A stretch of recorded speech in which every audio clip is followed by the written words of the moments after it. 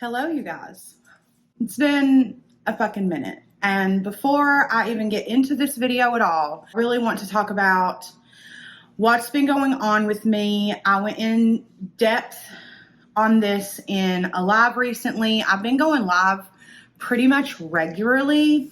There's a ton of you who really don't fuck with lives. You really just like to see like actual filmed and edited content. I would say in mid to late October last year, I really started to feel signs of my ADHD coming back to service. Now, before I went through my entire addiction, I was on a prescription for my ADHD. And after I got sober, I was really scared to get back on that said prescription because a lot of people abuse it. I never have. It just scared me. When my doctor tried to get me back on said prescription after I got sober, I declined because, like I said, I didn't want to risk my sobriety in any sense of the word. So I declined. Fast forward to October, I am super depressed, very depressed. Beside that, depression is also an uncontrollable amount of ADHD to the point to where I would start so many tasks and not finish any of them.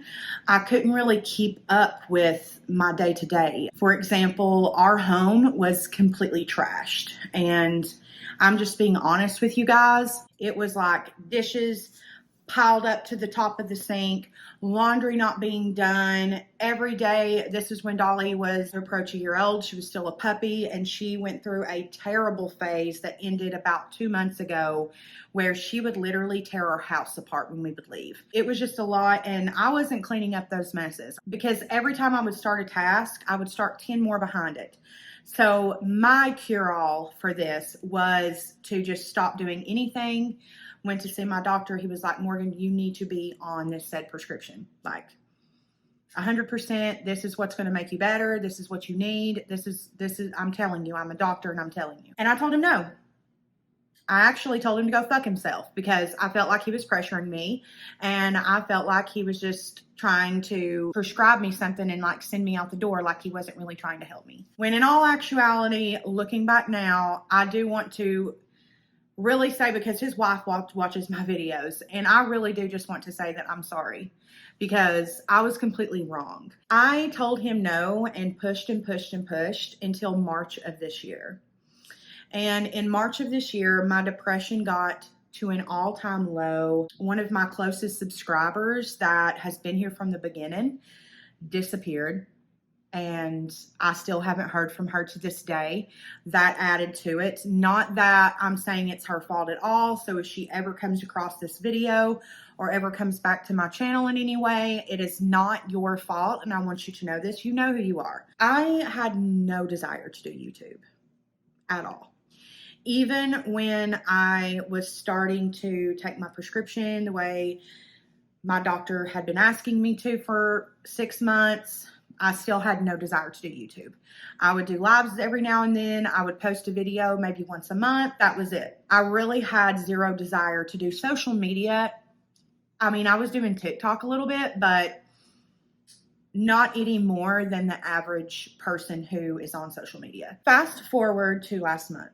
That was about 2 months after I had started taking my prescription the way I was supposed to. Normalcy started to come back into my life, and I started to feel inspired again.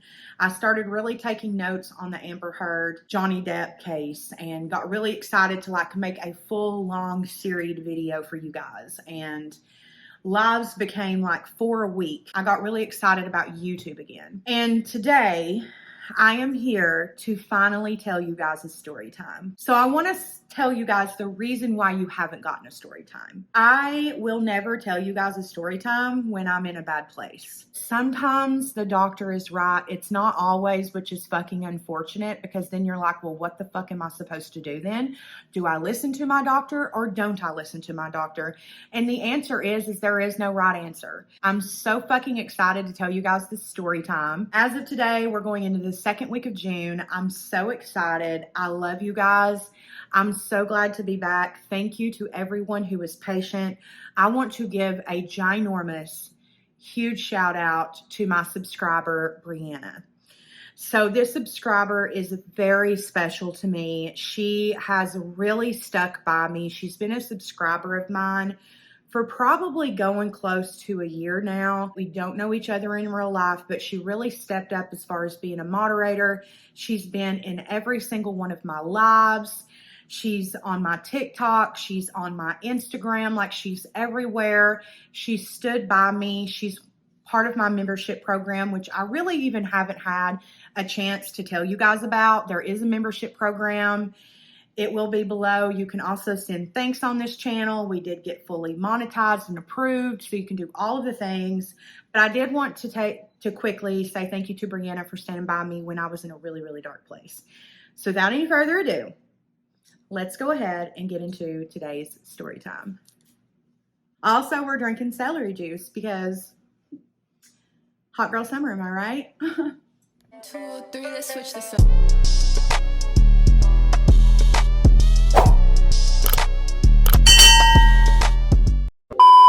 Okay, bitches. This is another one of my makeup artist horror stories. And before I even tell this story, if you do makeup, if you do hair, if you take photos, if you're a videographer, if you're a DJ, if you're a wedding coordinator, if you're a party planner in general in the Knoxville area, 8 chances out of 10, you know who the fuck I'm talking about. This person used to be a party planner in the Knoxville area. From what I understand now, she primarily doesn't even, she doesn't plan any parties in Knoxville at all. Like, she literally will have people from Knoxville contact her who doesn't do their research and they have no idea that she's trash. She will literally like talk them into going to like Sevierville, La Follette, Loudoun County, like out of Knoxville to do their party because she's that much of trash. We're going to be calling her Shelly in this video, which is very close to her name. And the reason we're going to do it very close to her name is because I want you guys to really, really think about the name Shelly.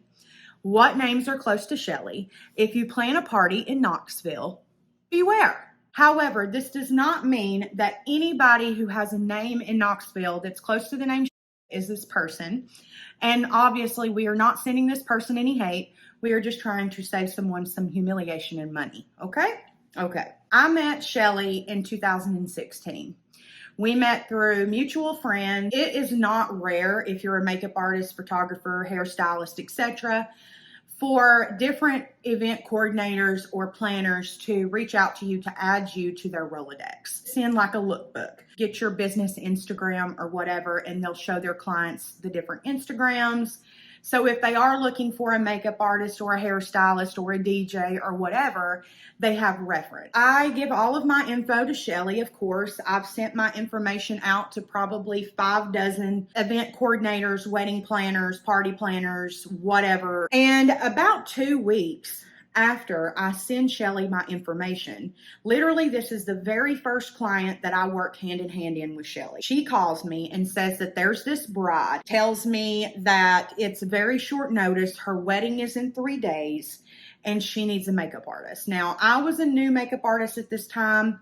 I made some mistakes prior to this, so I had already gotten like a lot of things figured out. I knew contracts were important. I knew late fees were important. I knew that if they were booking me days in advance instead of months in advance, there was a last minute fee. Like, I had a general consensus of how to be a makeup artist at this point. There's going to be a last minute fee, because I do have bookings this weekend, etc., etc. And I asked Shelly for her skin tone, and I specifically say, because she tells me that she has a light complexion, and I specifically tell Shelly, I need a photo of her within 24 hours. Because at this point, it's maybe 3 days before the actual wedding. So I need to make sure that my kit, regardless of when you hire me, you're still my client and you're still of importance to me. So I want to make sure that I have everything in my kit to correlate with your needs and your wants, right? So I tell her, Shelly, it's imperative that you either send me a link to her Insta, send me a link to her Facebook, or I get a headshot photo of her, okay? Thank you, great. Never hear anything. However, I find out that one of my fellow hairstylists is also working on it. He tells me that he was hired literally that day, and I'm like, this is so bizarre. Like, yes, people drop out last minute, or they get sick or whatever, or a lot of times they just take something else and they tell you that they're sick or whatever the case. But typically it's not the hairstylist and DJ or makeup artist and hairstylist. Like, typically it's one or the other. But then I got to thinking, I was like, well, maybe they just hired one person who did hair and makeup, because a lot of times that can be the case. So I didn't really think nothing of it, but I asked him, I was like, hey, Shelly is not returning my texts. She's not returning my calls. And I have no clue what complexion this girl is. He was like, oh, I have no idea. She's not sending me any photos, nothing. And I'm like, well, what the fuck? I reach out to a mutual friend of myself and Shelly's, and I'm like, hey, Shelly is not answering the phone for me. She's not returning my texts, my emails, and I have no clue what complexion the client has, and the wedding is tomorrow. You guys, I never found out the girl's complexion until I got there, and this was worst case scenario for any makeup artist that isn't prepared. So if this was a first time event for someone, this could have been detrimental, because luckily for me, I had pretty much a full kit. I mean, I was low on a few shades, but this girl had beautiful, beautiful dark chocolate skin. Luckily, it wasn't an issue, but could you imagine if you were a brand new makeup art plus? Just because you have deeper foundations and concealers does not mean that you have the specific shade for that person. And it is their wedding. They want their shit to match, which it should. You know what I'm saying? This was also 2016, when a lot of brands were just now starting to drop 40 to 50 to 70 shades of foundation. So when I show up and I see her, I am like, I hope that I have her correct shade, because it's her wedding day. And also, I am furious. I walked directly up to and I'm like, why would you not respond and let me know her complexion? Why would you tell me that she had a lighter complexion? Why would you tell me that? Because that was the only answer I got from her. She has a lighter complexion. And I'm like, well, I don't care if it's light or if it's super dark. I just need a picture to make sure that I have her specific shade. I want it to be perfect. And typically what I do is I have a friend who works, I won't say for which makeup company, because I don't know if he could get in trouble, but typically he will pull skin tones from photos and he will tell me the exact mixture of the foundations that I use. I have the entire line of a specific foundation from his company, and he'll tell me how many drops of each foundation I need to get their perfect match. So I never use just like one shade of foundation anyways.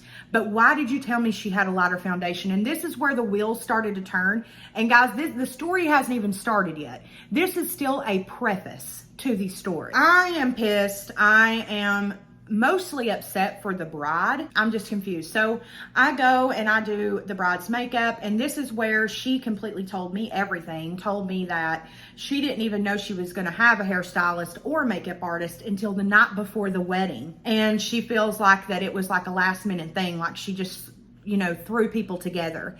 And I didn't say anything because it's not professional for me to, but I'm just sitting there thinking, like, why did she wait last minute to hire a makeup artist and a hairstylist? And I'm also sitting there thinking, like, why did she tell me that she was very light skinned when she's not? She has this beautiful dark chocolate skin. Like, why did this woman do this? So the wheels are like turning in my head, and I'm like thinking, why is all this last minute? Why did she like not know this girl's actual complexion? Like, what's really going on? I pull the hairstylist aside, and I'm like telling him all this, and he was like, that's kind of funny, because when I asked her what kind of texture hair she had and asked her for a photo, she never sent me the photo, and she also told me that she had fine hair. He said, so I'm just very much confused. He was like, because if I didn't have the kit that I have for hair, I wouldn't have been able to do the style that this girl wanted. And I'm like, this is so bizarre. So eventually we found out that she just rushed this girl's wedding all together at the last minute. So the wedding coordinator herself didn't have a photo of the bride. How fucking crazy is that? So that was just the first encounter with Shelly. I love you guys so much. Thank you all for hanging out with me. Be sure that if you have not already, that you do subscribe to my channel. Follow me on TikTok. I post there all the time and you guys will love it. Be sure that if you haven't joined my membership program, be sure that you do so. As soon as we get enough members on there, all of my lives are going to be for members only. So be sure you join that. Love you guys so much. Until the very next time. Bye.